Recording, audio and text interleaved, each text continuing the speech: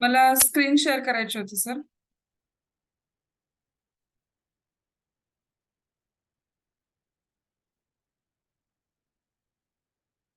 Screen share करायची होती sir मला. थँक्यू.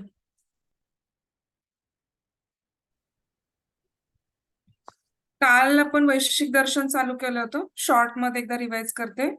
तर न्यायदर्शनाशी रिलेटेड आहे वैशेषिक दर्शन. जैन आणि बौद्ध दर्शन जसं रिलेटेड आहे, सांख्य योग दर्शन जसं रिलेटेड आहे, एकमेकाला पूरक आहे, तसंच न्याय आणि वैशेषिक दर्शन पण एकमेकाला रिलेटेड आहे, जसं पूर्वमीमांसा उत्तर मीमांसा. तर याच्यामध्ये आपण पाहणार आहोत की न्यायदर्शनाचं म्हणजे दोन्ही एकमेकाशी कनेक्टेड आहे, अगदी प्राचीन आहे. म्हणजे वैशेषिक हे न्यायदर्शनापेक्षा पण प्राचीन आहे.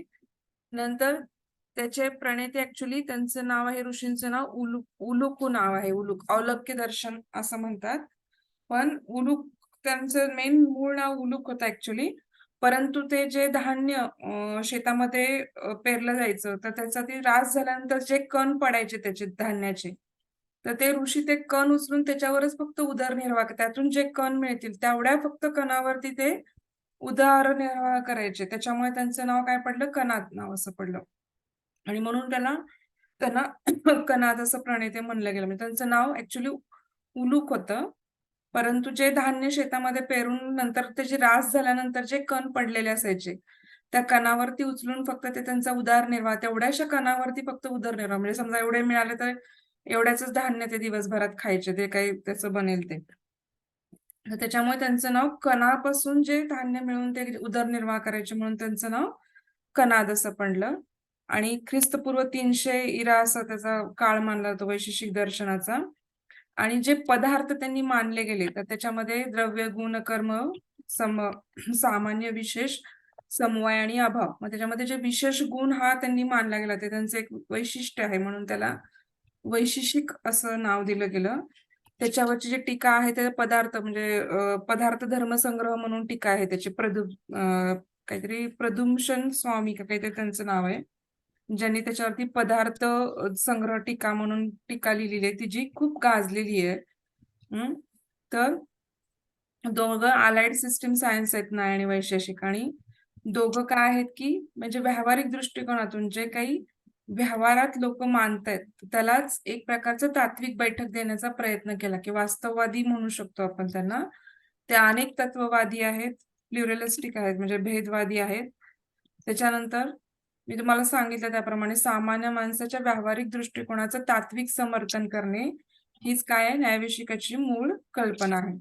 आता पदार्थ मी तुम्हाला सांगितले की वैशेषिकांनी पदार्थ मानलेले आहेत. आता पदार्थ म्हणजे काय, तर पदस्य अर्थ हा म्हणजे काय, आपण जे काही व्यवहारामध्ये सगळे पदार्थ बघतो त्यांना काहीतरी नावाने आपण संबोधतो, वाच्य करतो, की बाबा ह्याला आपण कॅप म्हणतोय, किंवा एखादी गोष्ट आहे, किंवा हे चिकटपट्टी आहे. तर ते प्रत्येकाला काही, जी काही वस्तू ज्ञेय आहे तिला काहीतरी तिला वाचू शकतो, किंवा तिचं नाव घेऊन आपण तिचं एक्सप्लेनेशन देऊ शकतो.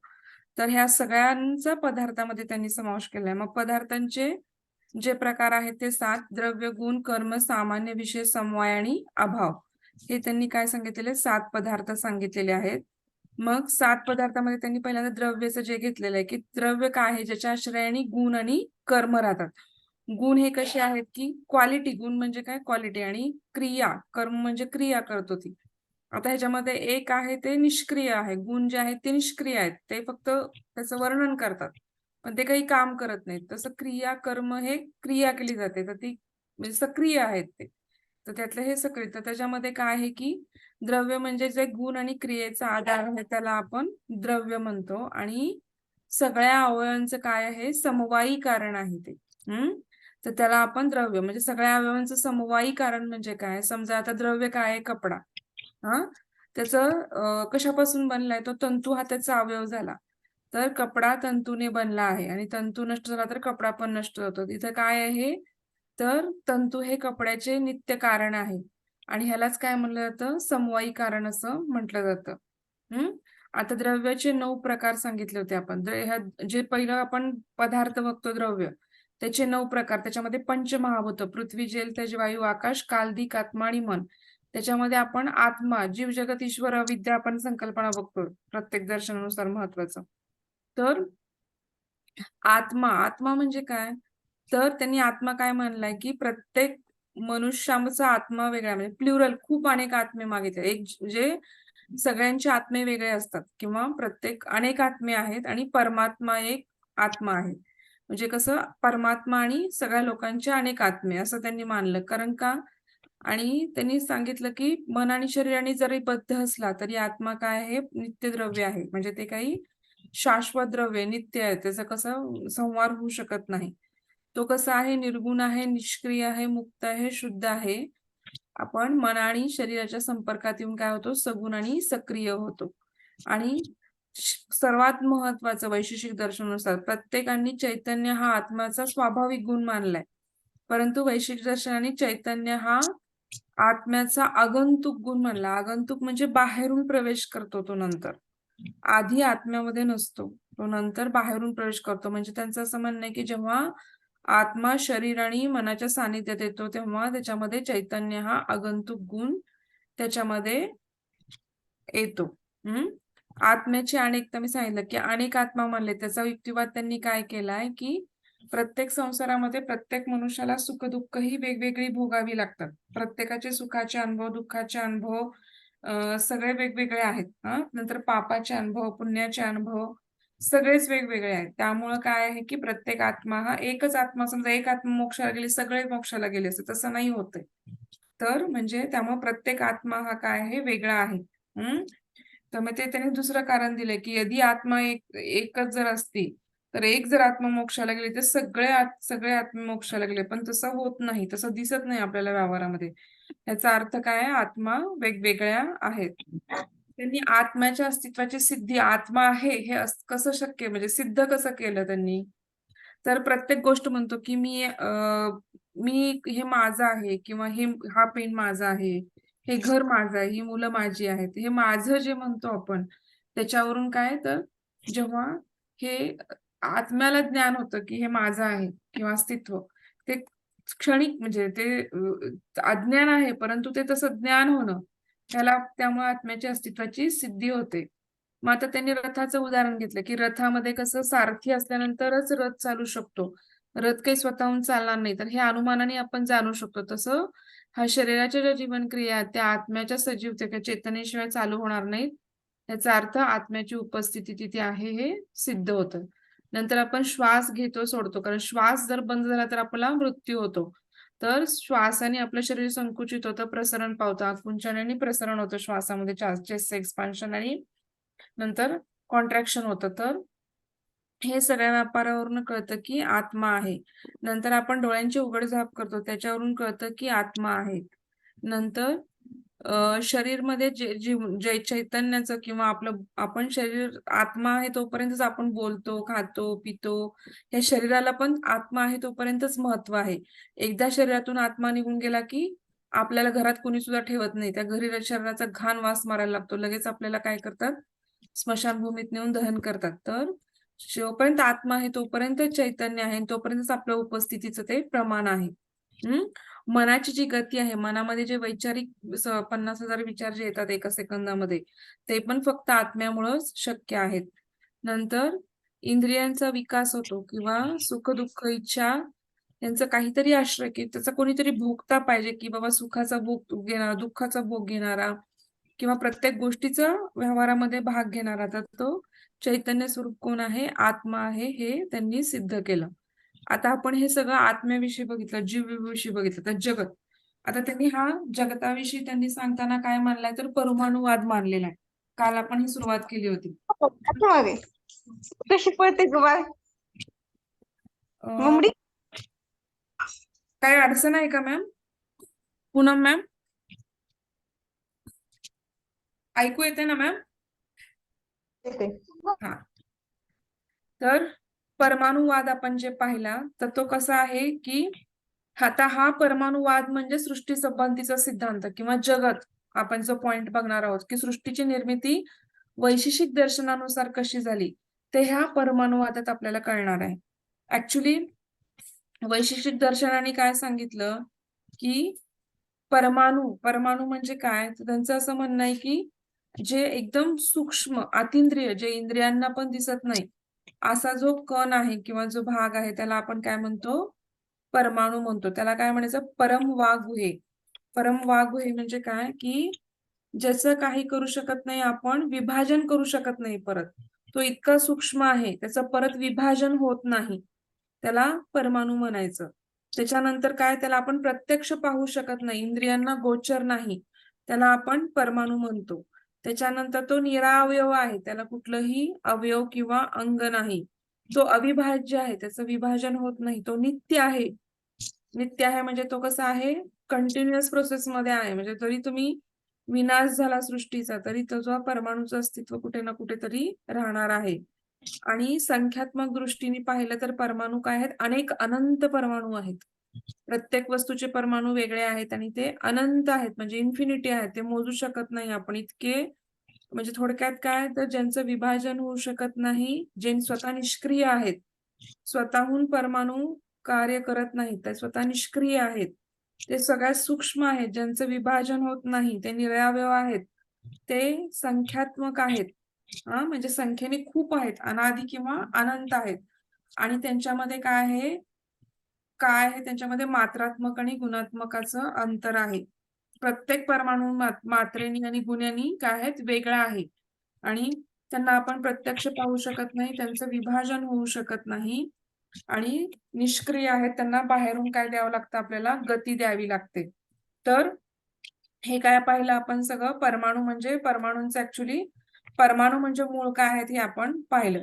आता परमाणू मूळ काय आहेत पाहिल्यानंतर, की आपण काय पाहिलं होतं, की सांख्यांचा सत्कार्यवाद भाग. आता परमाणुवाद पण हा पण कार्यकारण सिद्धांतच आहे एक प्रकारचा. सृष्टीची जी निर्मिती आहे, ती कार्यकारण सिद्धांतानुसारच दिलेली आहे. परंतु सांख्यांचा सत्कार्यवाद कसा होता, की कारणामध्ये काय असतं कारणामध्ये कार्य हे अस्तित्वात असतं म्हणजे सत असतं. सत असणे म्हणजे काय असणे? अस्तित्वात असणे. परंतु वैशेषिक तसं मानत नाहीत. कारण व्यावहारिक दृष्टिकोनातनं आपण म्हणतो, की कार्य नव्याने निर्माण झालं असं आपण व्यावहारिकदृष्ट्या बोलतो. मग तर ते काय असतं? असत असतं. कारणामध्ये असत असतं. परंतु ते नंतर नव्याने निर्माण होतं. म्हणून त्यांनी काय म्हणतात वैशेषिक दर्शन, की कार्य उत्पत्तीपूर्वी हे असत असतं. परंतु ते आपल्या कारणामध्ये विद्यमान राहत नाही. कार्याची उत्पत्ती काय होते? नवीन होते आणि सृष्टी पण काय अशीच नूतन किंवा ह्याच्याने आरंभ झाली आहे. आणि ह्यालाच अस्कतकार्यवाद किंवा आरंभवाद म्हणतात. आणि त्यांनी काय सांगितलं वैशेषिकांनी? परमाणूंना जगताच्या कारण किंवा जगताचं कारण मानलं परमाणूंना.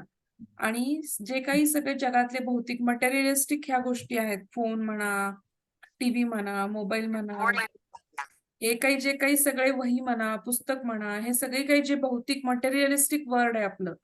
तर हे काय आहे? हे जे सगळे भौतिक पदार्थ आहेत, ते काय आहेत? सावयव आहेत. त्यांची जशी उत्पत्ती आहे तसेच ते विनाशशील आहेत.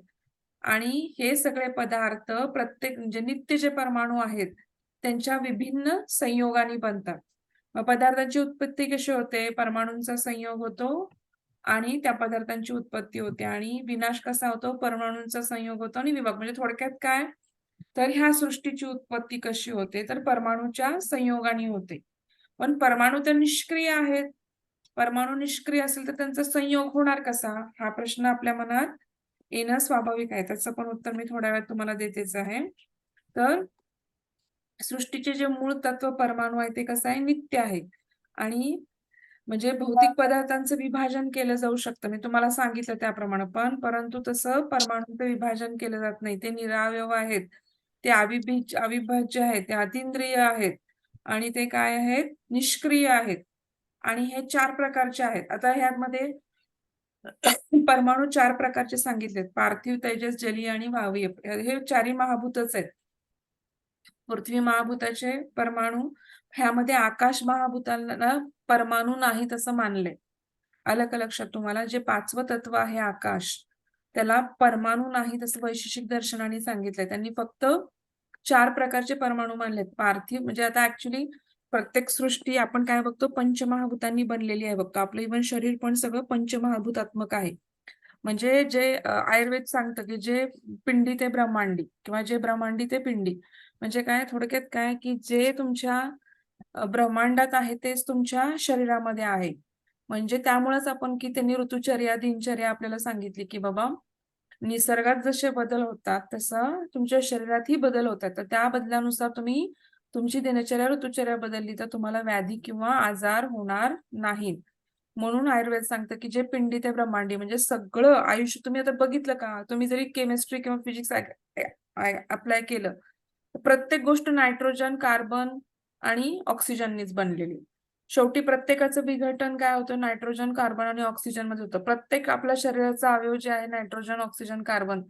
तर तसंच हे शरीर त्यांनी आपल्या पूर्वीच्या काळामध्ये आपल्या दर्शनशास्त्राने किंवा आयुर्वेद शास्त्राने काय सांगितलं, की हे सगळं पांचभौतिक आहे. इव्हन दातारशास्त्री जे आहे ते पांचभौतिक चिकित्सा करतात. पंचमहाभूतानुसार आयुर्वेदामध्ये पण प्रत्येक चिकित्सेचे प्रकार आहेत त्याच्यामध्ये पण. मग ते दातारशास्त्री जे आहेत ते पांचभौतिक चिकित्सा करतात. म्हणजे जे पंचमहाभूतामध्ये आपल्या शरीरामधलं जे काही पंचमहाभूताचं खाली वर गुण झालाय त्याच्यानुसार ते त्याची चिकित्सा केली जाते. तर इथं त्यांनी वैशेषिकांनी काय सांगितलं, की आकाश जे द्रव्य आहे किंवा आकाश जे पंचमहाभूत आहे, तर त्याला काही परमाणू नाहीत. फक्त 4 प्रकारचेच परमाणू असतात, जे पार्थिव, जलीय, तेजस आणि वायवी असतात.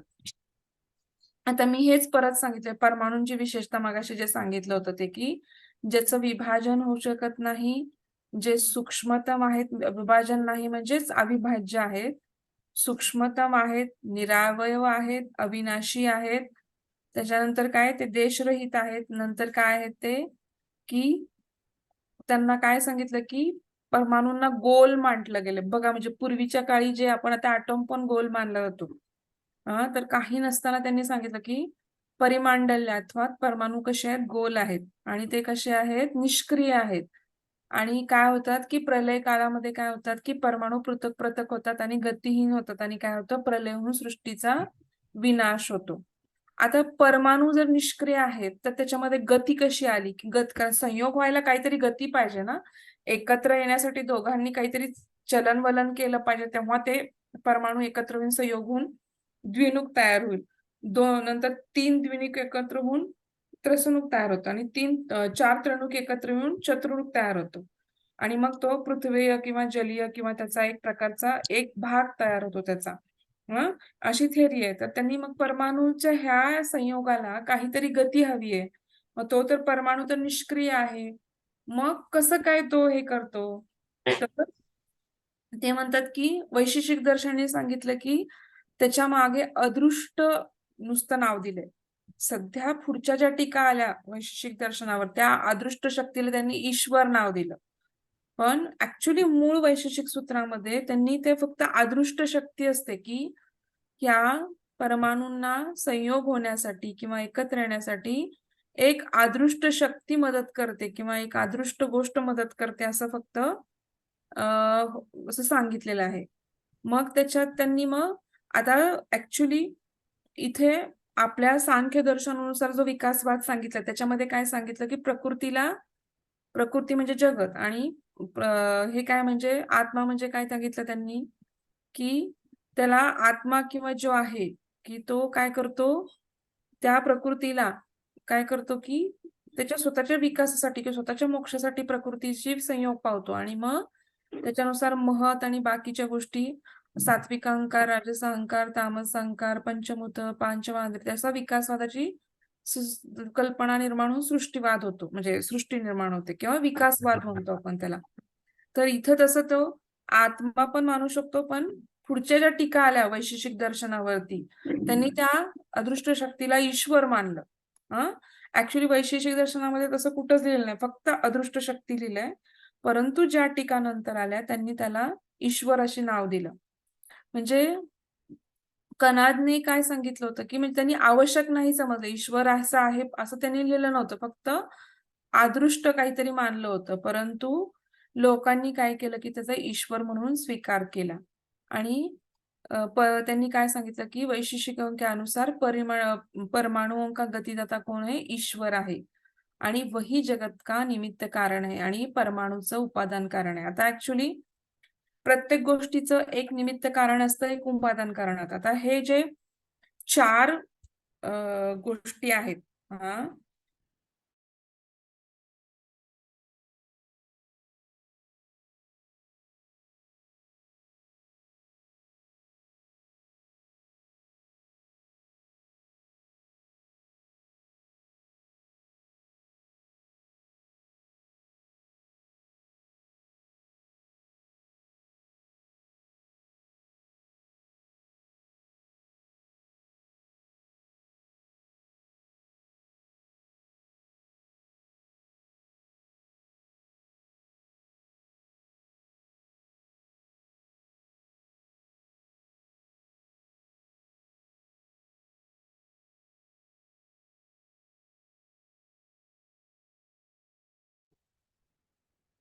सॉरी, नेट माझं हे झालं त्याच्यामुळं आपलं गेलं. तर आपण काय पाहत होतो की परमाणू जे आहेत, मी आता तुम्हाला हे निमित्त कारण आणि उपादान कारण याच्यातलं म्हणजे हे आपल्याला न्यायदर्शनात परत येईलच, परंतु प्रत्येक गोष्ट बनवायला तुम्हाला माहितीये की एक निमित्त कारण असतं आणि एक उपादान. आपण हे मागच्या ह्याच्यामध्ये पण मला वाटतं घटाचं उदाहरण देऊन पाहिलं होतं की निमित्त कारण काय आणि उपादान कारण काय. की घटाला मेन निमित्त कारण काय तर माती किंवा हे, आणि उपादान कारण किंवा ते काय आहे तर त्याला जे उपादान कारण जे आहे ते म्हणजे काय की कुंभार, की जो सॉरी सर मला स्क्रीन शेअर करायची होती हो.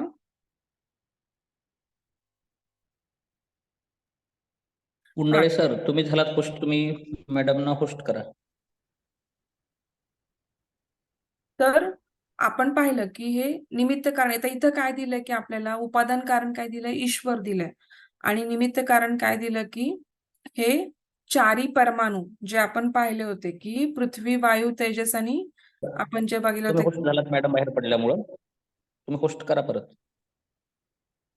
तर हे जे परमाणू आहेत हे काय झाले की त्याचे निमित्त कारण, आणि ईश्वर आहे त्याचं काय झालं, उपादान कारण झालं. मग आता हे आपण काय बघितलं की परमाणूचं ऍक्च्युली विशेषता बघितली. परमाणूंची विशेषता बघितल्यानंतर परमाणू सृष्टी म्हणजे परमाणू निष्क्रिय आहेत, परंतु ते कसं काय मदत करतात सृष्टी निर्मितीला, तर ही ईश्वर त्याचं कारण आहे हे पाहिलं आपण, त्याचं निमित्त कारण.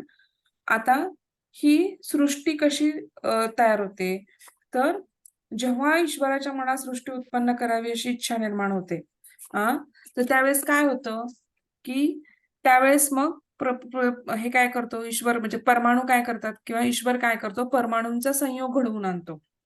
आणि परमाणूंचा संयोग घडवून आणल्यावर काय होतं की दोन परमाणूंचा एकत्र संयोग होतो, तर तेव्हा त्याच्यापासून काय तयार होतं, त्याला द्विनुक तयार होतं म्हणतात. दोन परमाणू एकत्र आल्यानंतर त्याचं द्विनुक तयार होतं. नंतर ते तीन द्विनुक, असे जे दोन परमाणू एकत्र येऊन जे तीन द्विनुक तयार होतात, त्या तीन द्विनुक जेव्हा एकत्र येतात तेव्हा त्याच्यापासून काय तयार होतं, एक त्रसनुक तयार होतं. थोडक्यात लक्षात ठेवा, तीन म्हणजे त्रसनुक. आणि जेव्हा असे चार त्रसनुक एकत्र तयार होतात तेव्हा ते चतुर्णुक तयार होतं. आणि असं त्याच्यापासून काय तयार होतं की एक एक महाभूताचा काय तयार होतो, एक प्रकारचं महाभूत तयार होतं. म्हणजे पहिल्यांदा वायवीय महाभूत शक्यतो पहिल्यांदा तयार होतं, कारण म्हणजे कसं लक्षात ठेवा की वायवीय महाभूतामध्ये विशेष गुण पण स्पर्श आहे आणि सामान्य गुण पण स्पर्श, कारण एकच गुणापासून बनतं. त्यामुळे पहिल्यांदा वायवीय बनतो, त्याच्यानंतर अग्नीमध्ये 2 असतात, जलामध्ये 3 असतात आणि पृथ्वीमध्ये 4 असतात. म्हणजे कसं की पृथ्वीमध्ये स्पर्श, रस, गंध हे सगळे 4ही येतात, पण त्याच्यामध्ये पृथ्वीचा मूळ विशेष गुण कोणता आहे तर गंध आहे, आणि बाकीचे 4 गुण काय आहेत, सामान्य. आता हे सामान्य विशेष जे आपण पुढचं बघणार आहोत त्याच्यामध्ये हे लक्षात येईल तुम्हाला की पृथ्वीचा मूळ गुण म्हणजे त्याच्यामध्ये 4ही गुण आहेत पृथ्वीच्या ह्याच्यामध्ये, पण गंध हा त्याचा विशेष गुण आहे. आणि नंतर त्याचा हा कसा आहे की गंध हा विशेष गुण आहे आणि बाकीचे 4 गुण काय आहेत, सामान्य गुण आहेत. ते आहेत त्याच्यामध्ये, परंतु विशेषत्वाने गंध हा पृथ्वीच्या ह्याच्यामध्ये राहणारा मुख्य गुण आहे. तर त्यामुळे पहिल्यांदा वायू तयार होतो आणि त्याच्यानंतर बाकीच्या एका क्रमाने बाकीचे हे काय तयार होतात की सगळे परमाणू काय होतात, तयार व्हायला लागतात. आणि अशा प्रकारे काय होते की सृष्टीची उत्पत्ती किंवा सृष्टीचे पदार्थ निर्माण होतात. म्हणजे मी आता तुम्हाला सांगितलं की दोन हे बघितलं, आता तुम्ही परमाणूमध्ये बघितलं द्विणुक, 2 परमाणु के प्रथम संयोग को द्विणुक की उत्पत्ती होतीये. दोन परमाणूंच्या प्रथम संयोगाने काय होतं, द्विणुक तयार होतं. आणि हे काय होतात, हे पण इतके सूक्ष्म असतात द्विणुक की ते इंद्रियांना प्रत्यक्ष गोचर होत नाहीत. मग त्रिणुक कसं तयार होतं? कॉल आला. तीन द्विणुक एकत्र येतात जेव्हा त्यांचा संयोग होतो, तेव्हा त्यांचं काय तयार होतं, एक त्रिणुक तयार होतं. आणि हे काय आपल्या दृष्टीला दिसतं. आता त्रिणुक म्हणजे तुम्हाला लक्षात आलं का? तुम्ही जर कवडचा घरामध्ये येतो, बघितलं का कधीतरी असा प्रकाशाचा झोत येतो. आणि त्यामध्ये आपल्याला धुळीचे कण दिसतात. डोळ्याला दिसतात आपल्याला, ते त्रिणुक म्हणले जातात. जे त्यातले धुळीचे कण आहेत ते दिसतात आपल्या डोळ्यांनी प्रकाशामध्ये, हवेमध्ये. आपल्या उन्हाचा कवडचा घरात आला तर आपल्याला त्याच्यामध्ये धुळीचे कण दिसतात, तर ते ऍक्च्युली ते त्रिणुक असतात आणि त्यांना आपण डोळ्यांनी पाहू शकतो.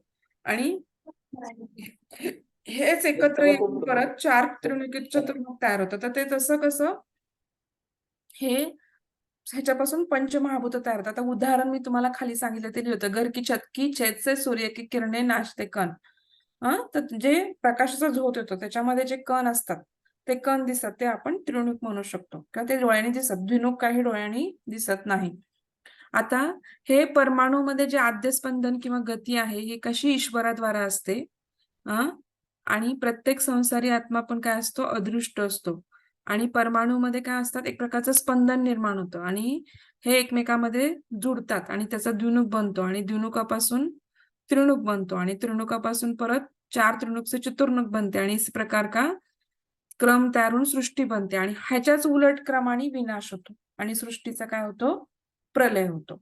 आलं का लक्षात, की जेव्हा माणसाचे कर्म इतके होतात, वाईट होतात किंवा माणसाचे पृथ्वीवरचं कर्म संपायला लागतं किंवा ते हे व्हायला लागतं, तेव्हा सृष्टीचा विनाश होणार असतो. मग सृष्टीचा विनाश होताना पण हाच क्रम उलट दिशेने होतो आणि काय होतं, की सृष्टीचा विनाश होतो आणि परत सृष्टीचा परमाणूंचा संयोग होऊन परत सृष्टी निर्मिती होते. हा क्रम चालूच राहतो. तर आता जीव जगत ही कल्पना पाहिली. आता आपण ईश्वर ही संकल्पना पाहणार आहोत. तर आता ईश्वर ही संकल्पना पाहताना आपण काय पाहणार आहोत, तर कणाद काय म्हणतात, की त्यांचा मी तुम्हाला सांगितलं, की कणादांनी कुठंच ईश्वराचं अस्तित्व, त्यांनी फक्त एक सांगितलं, की अदृष्ट हे शक्ती मानले, की त्यांनी बाबा, तर त्यांनी तसं कुठंही ईश्वराचा स्पष्ट उल्लेख केलेला नाहीये. परंतु काय होतं, की हे वेदांना प्रमाण मानतात. मग वेदांनी ईश्वरांना प्रमाण मानलेलं आहे. तर तसंच वैशेषिक सूत्रामध्ये काय होतात, की काही विद्वानांनी त्याच्या टीका लिहिताना काय होतात, की त्यांनी ईश्वर हे मानलं गेलं किंवा ईश्वराला मानलं गेलं. नंतर हे जे मी तुम्हाला प्रशस्त पाठ सांगितले, त्यांनी पदार्थ संग्रह टीका लिहिली त्याच्यावरती, पदार्थ द्रव्य संग्रह म्हणून वैशिष्ट्य सूत्रावरती टीका लिहिली. त्याच्यामध्ये बऱ्यापैकी म्हणजे रसायनशास्त्र, केमिस्ट्री आणि फिजिक्स ह्याचा खूप न्यूटनचे जे लॉज ऑफ मोशन आहेत, आपण जे बघतो, first laws of motion, second law of motion, third law of motion, हे सगळे लॉज ऑफ मोशन वैशिष्ट्यिक दर्शनामध्ये पूर्ण म्हणजे laws of motion of inertia, तर ते प्रत्येक मोशनचं म्हणजे पहिल्या भागामध्ये, पहिल्या अध्यायामध्ये, पहिल्या भागामध्ये 20व्या श्लोकापासून जे वैशेषिक दर्शनामध्ये काय होतात, की ह्याचे काय होतात, की चालू होतात. तर त्याच्यामध्ये त्यांनी काय दाखवलेलं आहे, की ते काय म्हणतात, की वेग हा निमित्त विशेषात कर्मानो जायते. म्हणजे काय, की कुठलीही बॉडी विरामावस्थेत जर असेल तर तिला एक्सटर्नल फोर्स लागतो मुवमेंट करण्यासाठी. मग ते लॉज ऑफ मोशनचा पहिला Newton laws of motion, inertia किंवा जो म्हणतो आपण, तर तो त्यांनी सांगितलेला आहे. त्याच्यानंतर त्यांनी काय सांगितलं, की प्रयत्न विशेषोन्न दिन विशेषः. म्हणजे काय, की जर एखादी बॉडी मोमेंट आहे, तिचा अँग्युलर मोमेंट चेंज करायची आपल्याला, बॉडी मोमेंटम मध्ये आहे आणि तिला आपल्याला चेंज करायचंय, तर तिला एक्सटर्नल फोर्स किंवा अप्लाइड फोर्स लागतो. हे फिजिक्सनुसार. नंतर कार्य विरोध हा कार्य हा म्हणजे काय, प्रत्येक कार्याला प्रतिक्रिया असते. म्हणजे आपण जे थर्ड मोशन, की इक्वल अपोजिट रिॲक्शन जे म्हणतो, every force has a opposite and equal reaction. हे न्यूटन लॉज ऑफ थर्डचा जो लॉ बघतो, तो पण त्यांनी सांगितलं, की प्रत्येक कार्याला प्रतिक्रिया ही असतेच किंवा अपोजिट रिॲक्शन असते. वेग संयोग विशेष विरोधी हा म्हणजे इतकं कौतुकास्पद गोष्ट आहे, की त्या काळामध्ये न्यूटन लॉज ऑफ मोशन हे सगळे आपल्या वैशेषिक दर्शनामध्ये ऑलरेडी होते. म्हणजे त्यांनी जे कर्म सांगितलं, कर्मामध्ये पण त्यांनी आपण आता बघतो की तुम्ही म्हणजे 11-12चं फिजिक्स शिकला असाल तर तुम्हाला माहिती आहे की 11वी-12वीच्या फिजिक्समध्ये आपल्याला motion in plane line, motion in 1D किंवा मोशन इन 2D किंवा सर्क्युलर मोशन किंवा हे जे काही फिजिक्सच्या टर्मिनॉलॉजी, मोमेंटम, इनर्शिया आपल्याला जे सांगतो ते फक्त आपलं त्यांनी संस्कृतमध्ये लिहिलेलं आहे. आणि हे सगळं वैशेषिक दर्शनामध्ये उपलब्ध आहे. त्यांनी कर्म किंवा क्रिया लिहिताना लिहिलं गेलं की त्यांनी 5 क्रिया सांगितल्या की उत्क्षेपण, अवक्षेपण, त्याच्यानंतर काय सांगितलं की आकुंचन, प्रसरण आणि गमन. तर आता ह्या फिजिकल टर्मिनॉलॉजीमध्ये आपण उत्क्षेपण म्हणजे वरच्या बाजूची जी डायरेक्शन आहे तिला आपण उत्क्षेपण म्हणतो. खालच्या बाजूने फेकणे तिला अवक्षेपण म्हणतो. आणि त्याच्यानंतर आकुंचन म्हणजे समजा तुम्ही एखादी स्प्रिंग अशी स्ट्रेसमध्ये कॉम्प्रेस केली आणि तिला सोडून दिलं, तिच्यावरचा स्ट्रेस रिलीज केला. तर ते काय झालं की ती आकुंचन झाली आणि नंतर ती एक्सपांड झाली म्हणजे प्रसरण पावली किंवा हे झाली. आणि गमन म्हणजे प्रत्येक गोष्टीचं motion, generalise motion, that is गमन. तर ह्या सगळ्या 5ही मोशनचा उल्लेख पण आपल्याला कर्म ह्या त्यांच्या ह्याच्यामध्ये आढळतो. आणि आता त्यांचा सामान्य जो त्यांनी पदार्थ सांगितला, मी तुम्हाला सांगितलं की पृथ्वीच्या मध्ये 4 गुण येतात, पण तिचा गंध हा काय आहे, विशेष गुण आहे. आणि बाकीचे 4 गुण हे सामान्य गुण आहेत. तर त्याच्यामध्ये त्यांनी सामान्य आणि विशेष ह्या गोष्टी त्यांनी त्याच्यामध्ये सांगितल्यात. आणि अभावामध्ये आता त्या अभावामध्ये पण परत अनन्यविरोधी, प्रागभाव, उद्भाव तेवढं मी तुम्हाला डिटेलमध्ये सांगत नाही. परंतु अभाव हा गोष्ट मानली गेली त्यांनी. अनन्याभावामध्ये म्हणजे काय की घोडा हा गाईसारखा नाही म्हणजे वेगळा आहे. तर हा अनन्य भाव. तर हे अभावामध्ये सांगितलं गेलं. तर म्हणजे तुम्हाला लक्षात आलं का की आपण द्रव्य मेन महत्वाचं यात बघणार आहोत. कारण आपल्याला ज्या संकल्पना शिकायच्या जीव, जगत आणि ईश्वर त्यासाठी आपल्याला फक्त द्रव्य ही संकल्पना आणि परमाणुवाद ह्या 2 गोष्टी लागणार आहेत आणि आपण त्याच व्यवस्थित शिकणार आहोत. कारण जर खूप शिकायला गेलो तर ते जम्बलिंग होण्याची शक्यता, कन्फ्युजन वाढण्याची शक्यता आहे. तर फक्त हे माहित पाहिजे तुम्हाला बेसिक की त्यांनी 7 पदार्थ मानले होते. द्रव्याचे परत 9 विभाग केले. त्याच्यामध्ये आत्मा येतो. आत्मा एक द्रव्य आहे. परमाणुवाद किंवा आरंभवाद किंवा सृष्टीचा विकासवाद काही नावाने येऊ शकतं हे. तुम्ही लक्षात ठेवा. परमाणुवाद म्हणून येऊ शकतो, वैशेषिकानुसार सृष्टीचा विकासवाद म्हणून येऊ शकतं किंवा सृष्टी निर्मिती म्हणून येऊ शकतं किंवा आरंभवाद म्हणून पण येऊ शकतं. तर त्याच्यामध्ये तुम्हाला मग वैशेषिकानुसार म्हणलं की तुम्हाला तो जगत निर्मितीचा तो भाग आपल्याला लिहावा लागणार आहे. आणि आता आपण काय पाहणार आहोत की ईश्वर हा भाग पाहणार आहोत. मग मी ईश्वरानुसार काय सांगितलं तुम्हाला की ईश्वर ही संकल्पना ऍक्च्युली वैशेषिक दर्शनामध्ये कुठेही स्पष्टपणे उल्लेख नाही.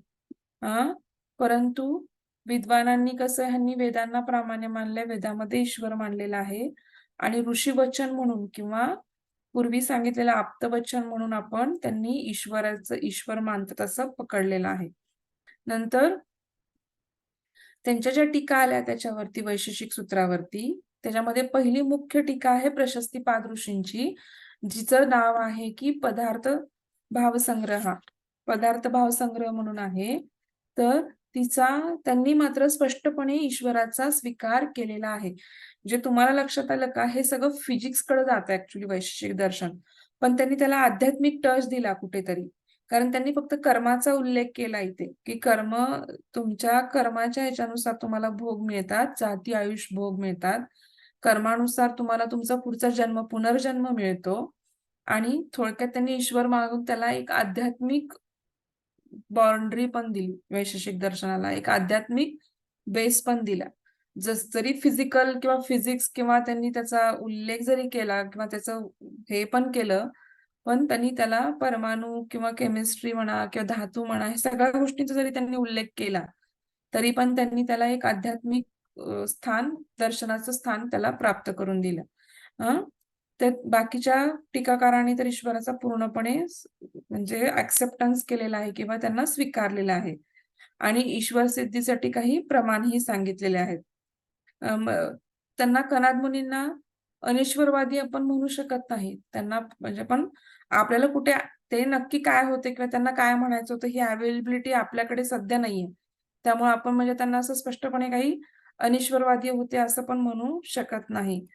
पण वैशेषिकांनी वेदांना प्रामाण्य मानल्यामुळे ईश्वर मानलेलं आहे. ईश्वर कसा आहे त्यांच्यानुसार की नित्य आहे, तो सर्वज्ञ आहे आणि संपूर्ण आहे. आता आपण सर्वज्ञ आहोत का? नाही. आपल्याला खूप ठराविक गोष्टींचं खूप कमी प्रमाणात नॉलेज आहे.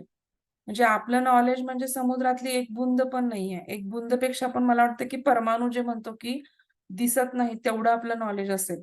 इतकं नॉलेज पूर्ण जगात भरलेलं आहे. पण ह्या सगळ्या विश्वाचं, ब्रह्मांडाचं ज्ञान कुणाला आहे? तो सर्वज्ञ आहे. कारण त्यानंच हे निर्माण केलंय आणि त्यामुळे त्याला त्या प्रत्येक गोष्टीचं केवळ ज्ञान जे म्हणतो आपण किंवा ऋतंभरा प्रज्ञा म्हणतो. आता आपण असं पण म्हणतो की आपल्या पूर्वीच्या ऋषींना हे कसं काय माहिती होतं हे सगळं? तर आपण आता पातंजल योग शिकणार आहात. त्याच्यामध्ये वि वि हे तिसरा पाद येतो मला वाटतं विभूतिपाद म्हणून. तर त्याच्यामध्ये तुम्हाला लक्षात येईल की अ, जर चंद्र, तारे, सूर्य प्रत्येक ह्याच्यावरती त्यांनी जर हे केलं, तपस्या केली किंवा त्याच्यावरती त्यांनी हे केलं, तर त्या गोष्टीचं त्यांना पूर्ण ज्ञान व्हायचं किंवा केवळ ज्ञान व्हायचं. तर त्याच्यामध्ये त्यांना एक प्रकारची हे प्राप्त व्हायचं की त्या ब्रह्मांडाचं ज्ञान त्यांना आपोआप व्हायचं त्या ह्याच्यानुसार.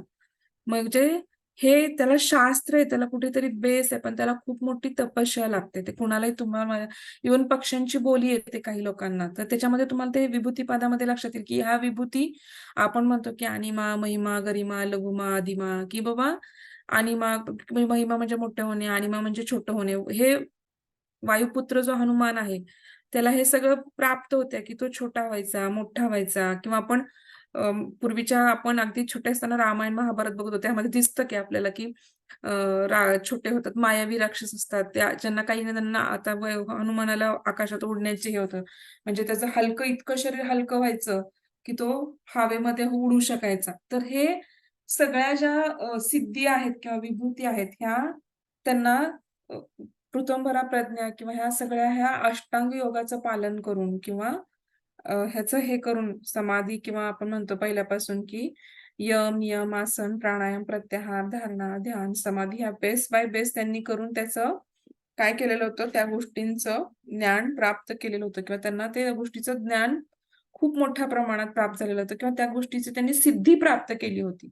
एक प्रकारची काय म्हणतो आपण त्याला सिद्धी म्हणतो. तर तसं त्यांना त्या थोड्या सिद्धी प्राप्त होते. ईश्वराला तर काय आहे, सगळ्या गोष्टींचं खूप ज्ञान आहे. तो नित्य आहे. म्हणजे काय तो त्याचा विनाश होऊ शकत नाही. तो सर्वज्ञ आहे, तो पूर्ण आहे, परिपूर्ण आहे. आपण कधीच परिपूर्ण नसतो. तर ईश्वर कसा आहे? पूर्ण आहे. तो काय आहे? अदृष्ट संचालक आहे. नंतर तो कसा आहे की अदृष्ट आहे, म्हणजे दिसत नाही आपल्याला. पण त्याचं अनुमानाने आपण प्रमाण करू शकतो. आणि तो कसा आहे? संचालक आहे. आता वायू काही दिसत नाही आपल्याला, पण कपडे हलतात किंवा आपले केस उडतात वाऱ्याने म्हणून आपण समजतो की तिथे वायू आहे. तसं ईश्वर कसा आहे? अदृष्ट आहे, परंतु आपण अनुमानाने त्याला जाणू शकतो किंवा पाहू शकतो. ईश्वर इस जगत का निमित्त कारण और परमाणु उपादान कारण आहे. आलं का लक्षात तुम्हाला? तर त्यांनी काय मला आता उलटं सांगितलं का ह्यांनी? मला असं वाटतं, की बहुतेक निमित्त कारण हे मी बघून सांगेन हां. इथं चुकीचं लिहिलंय असं मला वाटतं, की ईश्वर हा उपादान कारण आहे आणि परमाणू हे निमित्त कारण आहे. पण इथं निमित्त कारण दिलंय. बरं ठीक आहे. मी बघून सांगते परत पुढच्या वेळेस. ईश्वर ही जगत के निमित्त कारण आहे आणि परमाणू उपादान कारण आहे. सध्या तर असं लक्षात ठेवा. पण मी एकदा नीट चेक करून तुम्हाला सांगते, की नक्की उपादान कारण आहे का निमित्त कारण आहे. तर अनेक परमाणु और अनेक आत्मद्रव्य नित्य एवं स्वतंत्र द्रव्यों के रूप में ईश्वर के साथ विराजमान है. तर ते कसं आहे, की अनेक परमाणु किंवा हे काय आहेत, ते ईश्वराच्या बरोबर किंवा ईश्वराप्रमाणे त्याच्यामध्ये काय आहे, तिथे विराजमान आहेत. ईश्वर इनको उत्पन्न नहीं करते क्योंकि नित्य होने से हे उत्पत्ती विनाश रहित है. आलं का? म्हणजे जरी सृष्टीचा विनाश झाला, तरी परमाणु मात्र तिथे राहतात. ते नित्य स्वरूपात तिथे राहतात आणि परत ते परमाणूंचा संयोग होऊन काय होतं, सृष्टी बनते. म्हणजे थोडक्यात काय ते ईश्वरांच्या तिथेच म्हणजे ईश्वरासारखेच आहेत, तिथेच असतात, परंतु ते काय करतात, की ईश्वर त्यांना उत्पन्न नाही करत. तर ते नित्य आहेत, त्यामुळे त्यांचा विनाश पण होत नाही. आणि मग त्यांचं असं म्हणणं आहे, की ईश्वराचा आत्मद्रव्याशी पण एक घनिष्ठ संबंध आहे. नंतर काय ईश्वराचं कार्य सर्ग के समय में अदृष्ट से गति लेकर परमाणुओं से आद्य स्पंदन के रूप में संचारित कर देना. म्हणजे ईश्वराचं कार्य काय इथे आहे, की सर्ग के समय म्हणजे काय की जेव्हा नवीन उत्पत्ती होते, सर्जन होतं, तेव्हा काय आहे की अदृष्ट गती द्यायची त्या परमाणूंना आणि त्याच्यामध्ये एक स्पंदन निर्माण करायचं आणि त्याच्यापासून काय तयार व्हायचं, सृष्टी बनवायची आणि प्रलय जेव्हा येणार असतो किंवा सृष्टीचा प्रलय होणार असतो, तेव्हा ह्या गतीला काय करायचं, अवरोध करायचं किंवा त्याला काय करायचं, त्याच्यातली गती कमी करून टाकायची आणि पूर्ण गती काय होतं की त्यांचा वियोग होतो मग आणि त्यामुळं काय होतं की त्यांना परत अदृष्ट करून त्यांना काय करायचं, सृष्टीचा विनाश करायचा. हे काय आहे, ईश्वराचं काम आहे. तर हे आपण आता काय बघितलं की म्हणजे काय, सर्वज्ञ आहे, संपूर्ण आहे. आता ह्याच्यावरचे काही प्रश्न आहेत की वैशेषिकांचा विश्वविषयक दृष्टिकोन लिहा 8 मार्काला. मग आता ते विश्वविषयक दृष्टिकोन म्हणजे आपण सृष्टी निर्मिती किंवा हे आपण त्याचं ते सगळं आपण लिहू शकतो त्याच्यामध्ये सृष्टी निर्मिती परमाणुवाद. नंतर वैशेषिक तत्वज्ञानामध्ये स्वीकारलेल्या प्रमाणांची आता प्रमाण आपण शिकवले नाहीत. प्रमाण सगळ्यांची परत 9 दर्शनांची प्रमाण आपण एकत्र घेऊ. मी तेव्हा तुम्हाला ते सांगते. वैशेषिक दर्शनानुसार विश्वोत्पत्तीचा सिद्धांत सांगून विश्वाचे स्वरूप स्पष्ट करा. आता कुठलं पण क्वेश्चन्स लिहिताना लक्षात ठेवा की डायरेक्ट त्या क्वेश्चनाच्या ह्याला हात घालायचा नाही. वैशेषिक दर्शन काय आहे? कुणी लिहिलं? मग ते न्याय दर्शनाशी साधर्म्य आहे. मग प्रमेय शास्त्र आहे वैशेषिक दर्शन आणि न्यायदर्शन हे प्रमाणशास्त्र आहे. मग त्याचं मूळ कोण आहेत? उलुकू आहेत. पण त्यांना कणात का नाव पडलं? आणि मग त्यांनी वैशेषिक दर्शन का आले? त्याचं वैशेषिक सूत्र लिहिली आणि मग त्यालाच म्हणून वैशेषिक दर्शन किंवा दर्शनाचा दर्जा प्राप्त झाला. आणि मग ते किती ख्रिस्तपूर्व होतं. आणि मग त्यांचं मेन बेसिक वैशेषिक दर्शनाचा उद्देश काय? की जे व्यावहारिक सिद्धांत आहेत किंवा व्यवहारामध्ये जे लोक तत्वज्ञान वापरतात किंवा व्यावहारिक सिद्धांत जे आहेत, त्याला तत्वज्ञानाच्या चौकटीत बसवून लोकांना तत्वज्ञान शिकवणे. आणि मग त्यांनी वैशेषिक दर्शनानुसार मग द्रव्य त्यांनी काय सांगितलं, की त्यांनी 7 पदार्थ मानले. मग पदार्थ कोणते? मग पदार्थामध्ये पहिल्यांदा द्रव्य हे पदार्थ आहे. पदार्थामध्ये परत 9 पदार्थ आहेत. मग 9 पदार्थामध्ये त्यांनी परत आत्मा आणि मग आत्म्यामध्ये परत त्यांनी परमाणुवाद मानला. मग परमाणु म्हणजे काय? असं एकदम शॉर्टमध्ये लिहित जायचं आणि परमाणुवादामध्ये हे जरी मध्ये 9 पदार्थ नाही लिहिले, तरी परमाणुवाद सांगून विश्व उत्पत्तीचं काय सांगायचं? सिद्धांत सांगायचा. पोस्टर कसे लावले त्यांनी सगळे? म्यूट करता का? हे रेकॉर्डिंग मध्ये तुमचे आवाज रेकॉर्ड होतात. मग बाकीच्या मुलांना ऐकायला अवघड जाईल. तुम्ही स्वतःला म्यूट करा. हा. तर वैशेषिक दर्शनानुसार काय आहे की म्हणजे मग विश्वोत्पत्ती सांगायची की मग परमाणूनुसार त्यांची म्हणणं आहे की परमाणूने सृष्टीची उत्पत्ती झाली वैशेषिक दर्शनानुसार. त्यांनी परमाणू मानला. मग परमाणूचं स्वरूप, परमाणूंचं स्वरूप सांगून परमाणूंची विशेषता आणि मग परमाणूनुसार परमाणूंचा संयोग कसा होतो आणि मग विश्वोत्पत्ती कशी होती आणि विश्वाचं स्वरूप कसं आहे त्याचं. तर हे सगळं आपण त्या सांगून आपण त्याचं स्वरूप स्पष्ट करायचंय. आता वैशेषिक दर्शनानुसार जीवस्वरूप मी तुम्हाला सांगितलं.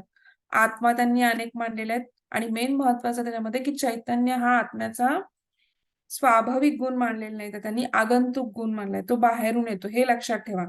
आत्मा आणि परमात्मा 2 गोष्टी मानल्या. आत्मे अनेक आहेत तर आत्मे का अनेक आहेत? तर त्यांनी सांगितलं की सुख-दुःख प्रत्येकाची वेगळे आहेत आणि मोक्ष एक मोक्षाला गेला म्हणून सगळे मोक्षाला जात नाही. हे 2 गोष्टी सांगायच्या आणि परत त्यांनी 6 गोष्टी आत्म्याचे अस्तित्व सिद्ध करण्यासाठी सांगितल्यात.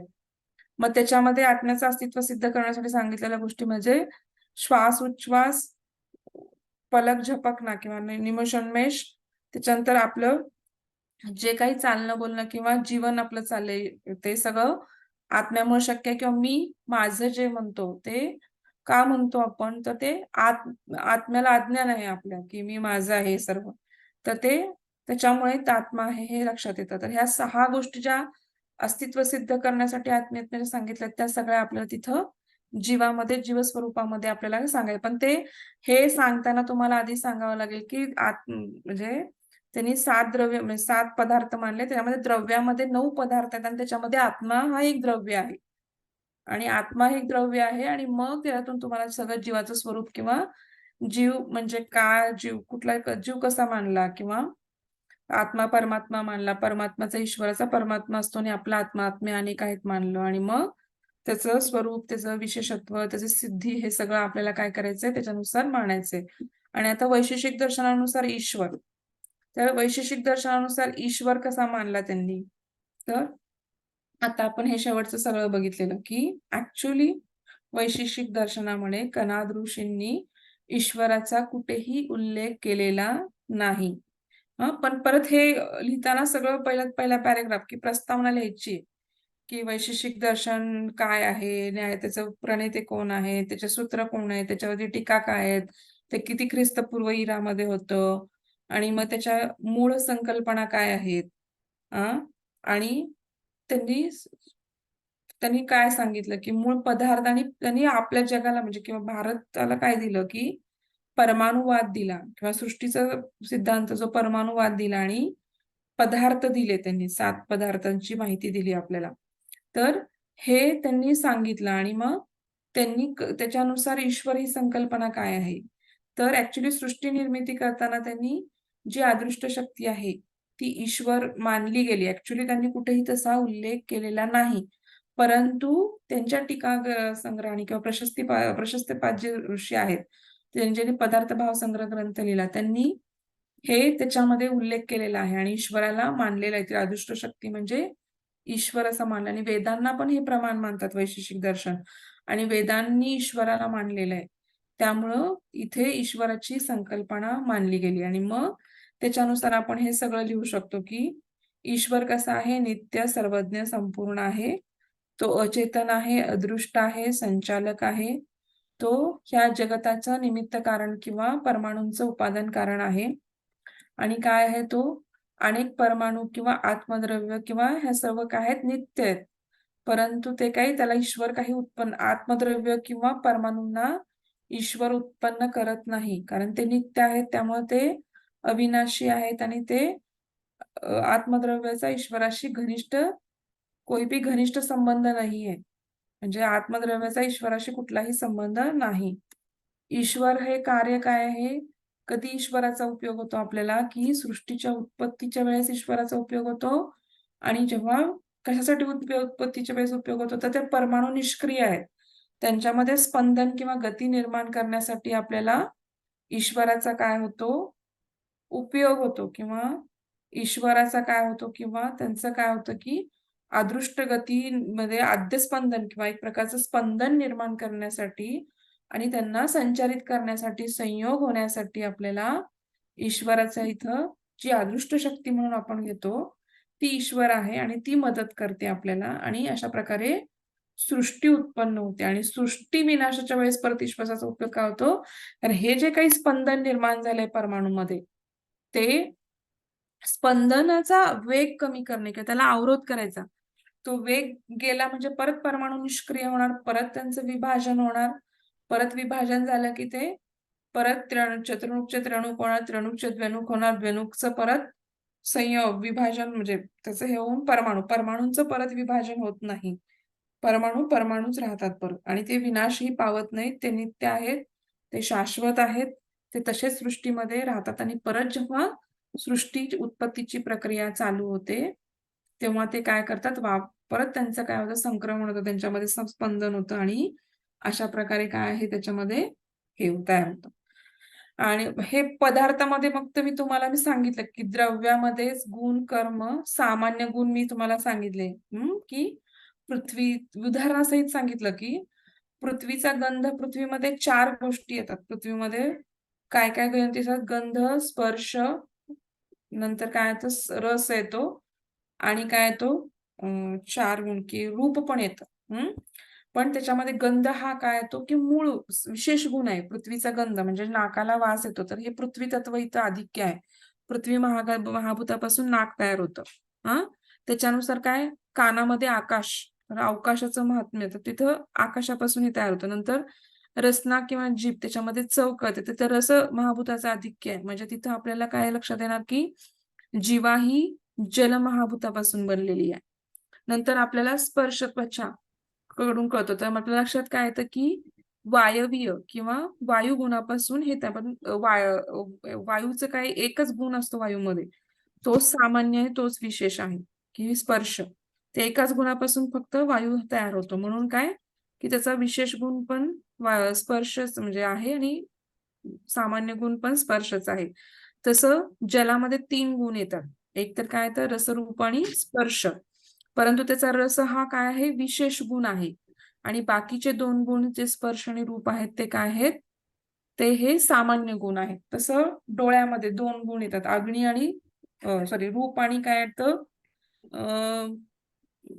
रूप आणि काय येतं? बरं ठीक आहे. पण त्याच्यामध्ये 2 गुणांचं आधिक्य असतं. तर त्याचा विशेष गुण काय आहे की रूप येतो. आणि दुसरा एक गुण असतो तो सामान्य. तो मी बघून सांगते, मला आता लक्षात येईन. आणि पृथ्वीमध्ये मात्र 4 हे 4ही गुणांचं आधिक्य आहे, परंतु गंध महाभूताचं आधिक्य जास्त असतं, म्हणून तो गंध हा विशेष गुण आहे आणि बाकीचे सामान्य गुण आहेत. म्हणजे जे 7 पदार्थ बघितले त्यात तुम्हाला आपल्या लक्षात आलं की द्रव्य काय बघितलं, गुण बघितले, कर्म. तर कर्मामध्ये आपण 5 गती बघितल्या होत्या. अवक्षेपण, उत्क्षेपण, आकुंचन, प्रसरण आणि गमन. ह्या 5 गती आपण कर्मामध्ये पाहिल्या आणि गुणामध्ये 25 का 28 24 गुण माझा अंदाज. 24 गुण हे त्यांनी ठरवलेत. आता ऍक्च्युली मी सगळे गुण नाही सांगत तुम्हाला, पण 24 गुण ठरवलेत. हे क्वालिटीज पकडल्यात त्यांनी. हे आकडा लक्षात ठेवा. म्हणजे द्रव्य, गुण, कर्म, सामान्य पाहिलं, सामान्य गुण काय, विशेष गुण काय पाहिलं आणि सगळ्यात शेवटचं 7वं अभाव. मग अभावामध्ये मी तुम्हाला सांगितलं की अनन्याभाव, प्रादभाव, उद्भंस ते असतं, परंतु अभाव एवढं लक्षात ठेवा की एखादी गोष्ट दुसऱ्या गोष्टीसारखी नाही, त्यामध्ये अनन्य भाव म्हणतात. तर तो अभाव तुम्ही तिथे नाही तुम्हाला फक्त माहित असावं. ह्याच्यावरती कधी कुठं काही विचारलेलं नाहीये. फक्त जीव, जगत, ईश्वर आणि अविद्या. अविद्या ही संकल्पना न्याय दर्शनानुसार सांगताना मी तुम्हाला शिकवते. वैशेषिक दर्शनानुसार इथं सांगत नाही. ती न्याय दर्शन आणि वैशेषिक दर्शनाची अविद्या सेम आहे. कारण वैशेषिक दर्शन हे प्रमेय शास्त्र आहे, तर प्रमाणशास्त्र हे न्याय दर्शनामध्ये जास्त आलेलं आहे. म्हणजे तिथं प्रमाणाचा जास्त उल्लेख आहे किंवा प्रमाणशास्त्राचा जास्त उल्लेख आलेला आहे.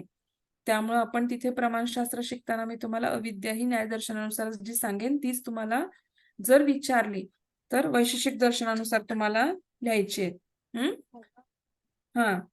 तर मी तुम्हाला जे आता हे सगळं सांगितलं, तर हे प्रश्न पण मी तुम्हाला खाली दिलेत. हे स्क्रीनशॉट काढून घ्या, नाहीतर मी तुम्हाला पेपर पाठवतेच एक 5-6 दिवसामध्ये. आणि ह्या नोट्स पण पाठवते तुम्हाला जे शिकवलेत त्या, आणि जीव, जगत, ईश्वर, अविद्या ह्या संकल्पनेखाली दुसऱ्या नोट्स पण पाठवते, ज्या तुम्हाला सिंपलपणे लिहायला, जर हे अवघड जात असेल तर सिंपलपणे लिहायला.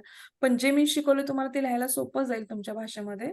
पण तरी पण त्या जीव, जगत, ईश्वर, अविद्या ह्या संकल्पनेखाली मी तुम्हाला डायरेक्ट हे करून पाठवते. ते थोडंसं टायपिंगला पाठवले मी. ते मराठी हो. टाईप आलं की, कारण हे हाताने लिहून पाठवायचं म्हणलं की तुम्हाला थोडंसं अवघड होतंय. तर ते डायरेक्ट ओरली म्हणून मी ते हे करते, बनवते आणि मग ते तुम्हाला पाठवून देईल. कुणाला काही शंका आहे का याच्यामध्ये आज? ते वैशिक दर्शनाच्या पण पूर्ण नोट्स पाठवा मॅम. हो हो, म्हणजे माझा अंदाज मला वाटतं की फक्त जैन दर्शन, बौद्ध दर्शन, चारवाक दर्शन आणि एवढ्याच पाठवल्यात. मला वाटतं योग दर्शनाच्या पाठवल्यात की नाही आठवत नाही मला, मी तरी पण एकदा चेक करते. तर सांख्य दर्शन राहिले माझा अंदाज आणि वैशेषिक दर्शन राहिले. योग दर्शन पाठवल्यात असं वाटतं, तरी पण चेक करते मी, नाही तर मग हे तिन्ही एकत्र पाठवते. हे आपण पाठवते, हे पीडीएफ्स आणि म्हणजे जे शिकवताना वापरले ते, आणि डायरेक्ट जीव, जगत, ईश्वर, अविद्या असं संकल्पनेखाली पुस्तक टाईप जे आहे ते पण मी पाठवते. काही अडचण नाही ना, समजलं ना ह्यातलं? हो. मग तरी पण पोस्ट करा, काय म्हणताय पोस्ट सर? करा, पोस्ट हो करा. हो हो सर, होस्ट करते तुम्हाला. सर तुमचं स्वानंद योग, एक मिनिट. सर तुमचं नाव दिसत नाही ना ह्याच्यामध्ये? नाही नाही, नाव नाहीये. स्वानंद योग विद्या गुरुकुल कॉलेजचाच. एकच त्याच्यावर मिनिट करते मी. सापडलं, एकच मिनिट सर.